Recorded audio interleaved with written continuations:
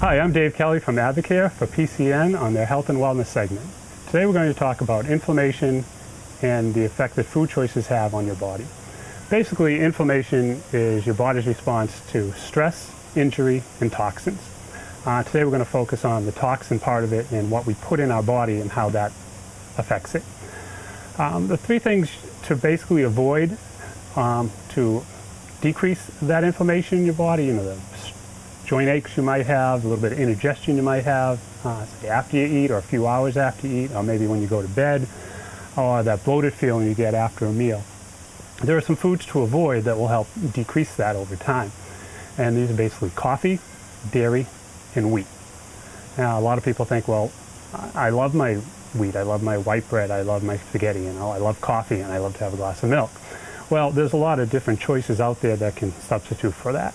My choice for a coffee substitution, because I like a little bit of caffeine during the day, is a product called Spark from Advocare. Has some caffeine and vitamins in it as well, and there are other products out there on the market that you can do research and see which one works best for you. So once coffee's out of the way, then it comes to dairy.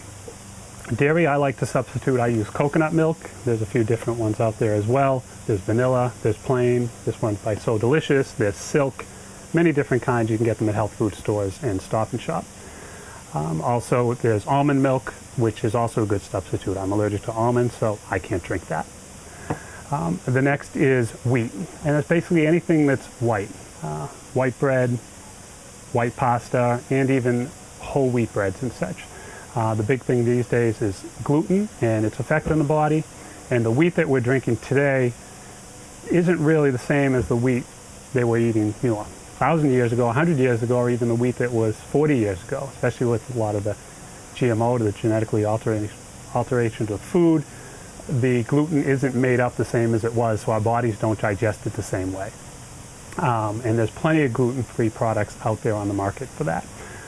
There is gluten-free bread. This is by Shar, which is a good bread. Udi's also makes a bunch of breads on that as well. There are some rice cakes, brown rice cakes, gluten-free. Those are good for snacks. There's also gluten-free pasta. You have brown rice pasta. That's good. A little bit of sauce. Cook that up.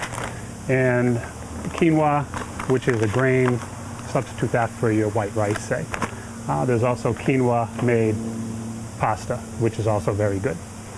So those are the things that you can substitute for those foods. And then foods you can add in if you're not already eating them. Foods such as fresh vegetables, nuts, fruits. Pistachios are good. Pistachio in combination with an apple are a great afternoon snack. And peanut butter, natural peanut butter instead of Skippy.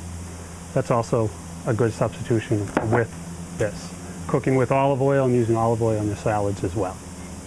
So that gives you some choices on what you can use to substitute. I hope this has been helpful, and until next time, I hope you have a great day. Thank you.